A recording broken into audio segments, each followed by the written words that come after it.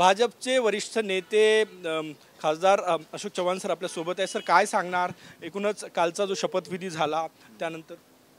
हे चांगलं आहे ना, सरकार स्थापन झालेलं आहे आणि त्यामुळे राज्यात आता प्रगतीला गती आलेली आहे। हे सरकार सर्वसामान्यांचं सरकार आहे आणि तिन्ही पक्षामध्ये एक वाक्यता असल्यामुळे आणि बहुमत प्रचंड असल्यामुळे अडचण यायचं कारण नाही। आता काय विरोधक अजूनही ईव्हीएमच्या बाहेर निघालेली नाही। नाना पटोले आपला काहीतरी मुद्दे शिल्लक नसल्यामुळे आता तेवढाच एक विषय घेऊन चालले आहेत। विस्ताराचं कधीपर्यंत विस्तार होईल आणि काय फॉर्म्युला? मुख्यमंत्र्यांना विचारा मला।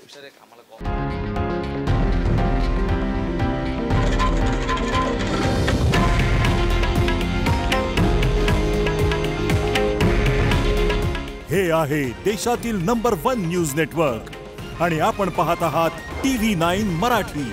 काळजी तुमची, हित महाराष्ट्राचं।